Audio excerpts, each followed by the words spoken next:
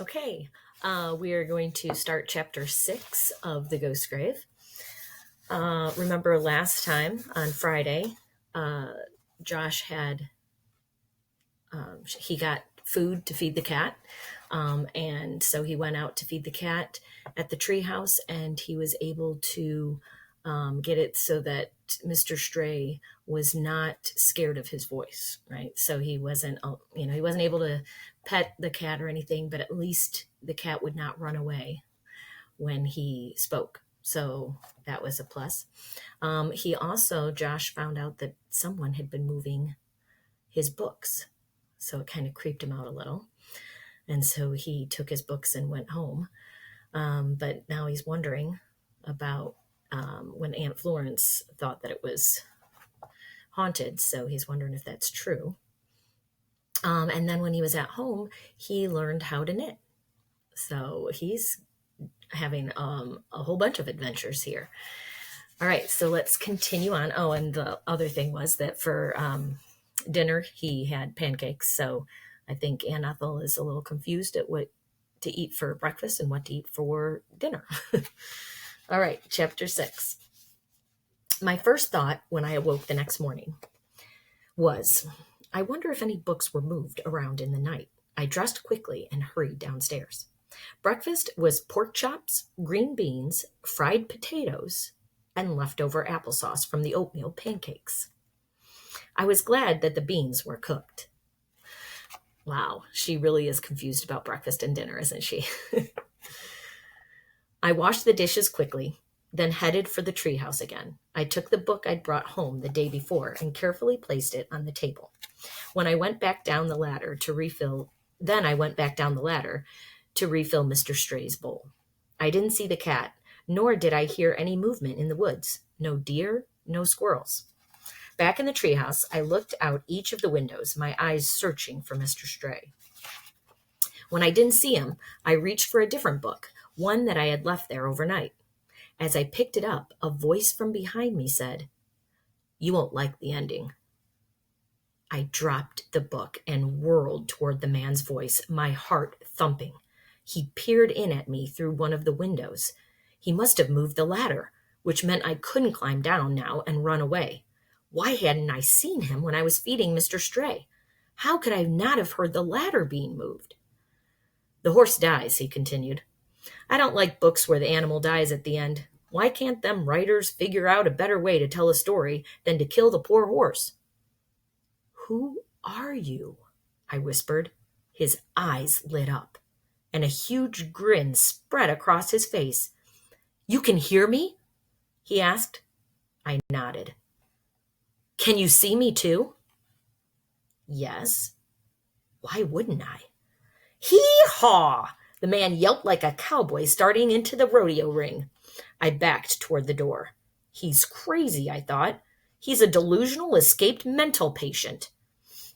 I'll have to jump from the door to the ground, hope I don't break a bone, and try to outrun him.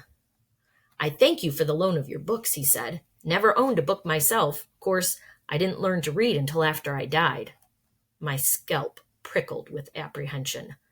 After he died? "Still can hardly believe I'd be glad for book learning," the man said. "I quit going to school when I was 7 years old in order to stay home and help with farm chores, and I left with no regrets. The only parts of school I liked were lunch and recess. I played hooky half the time and ignored my lessons the other half. Never thought I'd know how to read. I didn't learn for the rest of my life, but since then, well, I have a natural curiosity. And after I died, I started spending my nights in the library. Being around so many books, I naturally opened one here and there to look at the pictures, and then one night I opened a book that had pictures of coal mines, and I started figuring out the words, and once I got the hang of it, I never stopped. Since they closed the Carbon City Library back in 1964, I don't get many chances to read." As he talked, I slid my feet closer to the door. I hardly heard what he said. How had he moved the ladder so quickly? Only a few seconds had passed between when I'd looked out the window and when he looked in. "Don't go running off," he said. "I ain't had anyone to talk to in more than 50 years. Keeping my eyes on the face in the window, I felt behind me until my hand touched the door. I shoved it open and saw the ladder right where I had left it. What was the man standing on? "Nothing to be scared of," the man said. "I ain't armed, if that's what you're thinking, and I wouldn't hurt you anyway. You're the first friendly soul I've met in decades." Friendly? I was trying my best to get away from this nutcase, and he thought I was acting friendly? "I wouldn't take the life of a boy, that's certain," he said. "Unlike some folks I know, I value a human life." His voice had an angry edge now, as if he were talking about a specific incident. I decided it would be best to change the subject and calm him down before I tried to escape. "Do you live around here?" I asked. "Used to. Do you mind if I come in?" Since he'd already been in the treehouse at least twice, I figured I couldn't stop him even if I wanted to. So I said, "Okay," and the next thing I knew, he was standing near the little table. He didn't climb in the open window. He simply materialized inside the treehouse. One second, he was a face at the window, and the next second, he stood beside me. I gasped. He must be a ghost. How else could he float through the wall that way? All his talk of learning to read after he died made sense, if he was a ghost. I stared at my visitor. I'd always thought ghosts were delicate, transparent beings that a living person could see through, but this man was as solid as a tree stump. If I had not seen him go from outside to inside the treehouse like magic, I would never have suspected he wasn't a flesh and blood person. "Why are you here?" I asked. "Who are you?" "Name's Wilbur," he said. "Wilbur Merton, but everyone called me Willie. I'm an angel." Unkempt hair framed his face. He wore a grubby gray work shirt, an odd hat with some kind of light on the front of it, and one sturdy high-top boot. His right pant leg was pinned up above the knee. This angel needed a shave. "You don't look like an angel," I said. "How do you know? Have you met other angels?" "No, but I always thought angels wore long white gowns and had shiny wings and halos." "Ha! That's a stereotype if I ever heard one. Angels aren't all the same, just as people aren't all the same. An angel should look kindly, like Cinderella's fairy godmother in the Disney movie," I said. "Cinderella? Disney?" I could tell he had no idea what I was talking about. Maybe he really was an angel. What did I know about angels? Whoever or whatever he was, he didn't seem to be a threat. My heart quit thundering in my chest, and my breathing returned to normal. Part of me still wanted to scramble down the ladder and run, but another part of me overflowed with curiosity. I stayed next to the door, ready to bolt if I needed to. But I kept talking to the man, ghost, and listening to what he said. "Tell me about yourself," I said. "Not much to tell. What do you want to know?" "How did you lose your leg?" "In a mining accident. Got caught in the explosion of 1903. My leg's buried in the Carbon City Cemetery. My brother made a proper little casket for it, like you'd put a baby in. He said a Bible verse, and my wife sang a hymn, and they laid my leg to rest. Of course, I didn't attend the funeral service. I was still in the hospital." "What kind of mine did you work in?" I asked as I tried to imagine burying my own leg. He snorted as if I'd asked the dumbest question he'd ever heard. Carbon City had one of the biggest coal mines in the state. Lots of coal mines around here back in my day. The Northern Pacific built a railroad line up here to haul out the coal. Took out coke, too. There were rows of coke ovens down by the town. Some are still there." "Coke? Why would ovens be needed for Coca-Cola? Or did he mean cocaine? Was he a drug addict who imagined he lived long ago? Coke, you know, the hard coal that's left after it's heated in the ovens. It's used for fuel." "Oh. For a lad who lives in Carbon City, you don't know much about the place. Ain't you ever gone to see the coke ovens?" "I don't live here. I've only been here 2 days. I'm visiting my aunt this summer. She told me about the treehouse." "I used to talk to a girl in this treehouse a long time ago. She was a pretty young thing, name of Florence. Her sister came here too, but the sister couldn't hear me or see me, so I only talked to Florence." "So you're a ghost, not an angel." Same thing. Ghosts sound frightening and angels sound comforting. I didn't want to scare you off, so I said angel. That's one thing book learning did for me. I know it's important to use exactly the right word for what you mean. Are ghosts and angels really the same? There's no difference? Oh, there's a small difference. Nothing to get worked up about. What is it? Willie looked annoyed. If you must know, he said, a ghost becomes an angel when he's ready to move on. That's when you get the wings and the halo. How long have you been a ghost? Since I died, May 9th, 1905. I was 32 years old. That's more than 100 years ago. Does it always take so long to move on? When will you become an angel?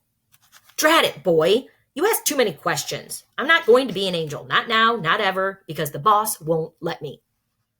The boss? Did he mean God? Willie scowled and punched one fist into his other palm. The boss says I can't get my wings and move on until I get over my anger. He says before I get to be an angel, I must love someone so much that the love fills up my heart and pushes out my resentment. Willie's scowl deepened. Ain't nothing going to ease my anger, he said, and that's a fact. So I'm trapped here in limbo. Who would I love?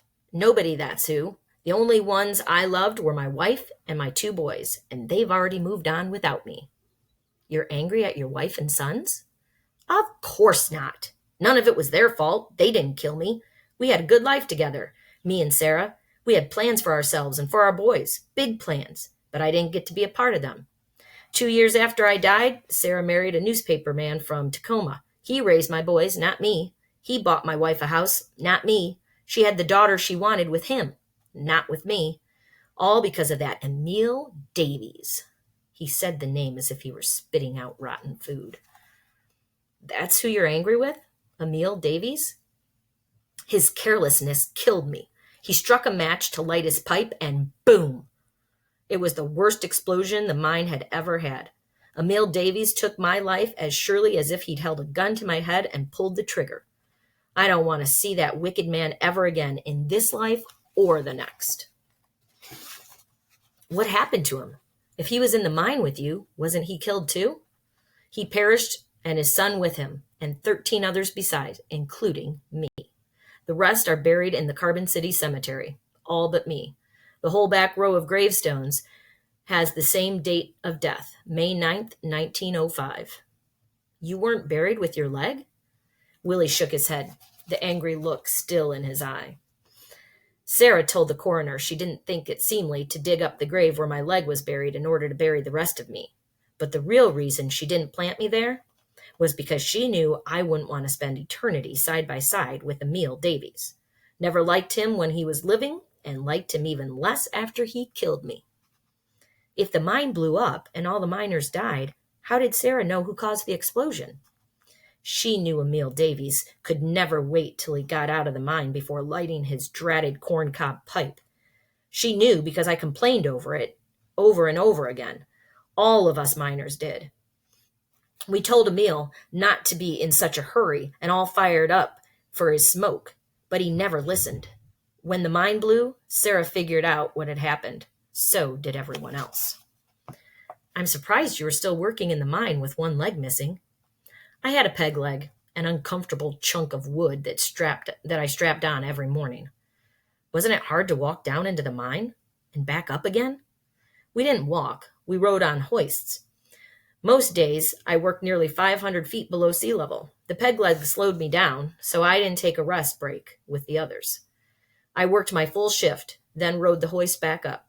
My company brought out 10,000 tons of coal every month. Willie looked down at his pinned-up pant leg. Sarah knew how I hated that peg leg, so instead of burying it with me, she burned it. If you aren't buried with the others who were killed in the explosion, where are you buried?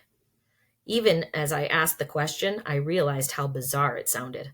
Anyone eavesdropping on this conversation would think Willie and I were both crazy. Okay, that's the end of chapter 6. It's getting good now, huh? Okay, so now we've met a new character, Willie, who is a ghost, who has resentment because of Emil Davies, right? Because he killed him in an explosion. And we found out that Willie has not been talking to anyone since Florence. So far, the only people that he's really been able to talk to are Florence and now Josh. That's a long time, over 100 years being dead, to only talk to 2 people. So, and he taught himself to read in that time. Well, we'll learn more about him in the next chapter. So we'll see you tomorrow. Bye.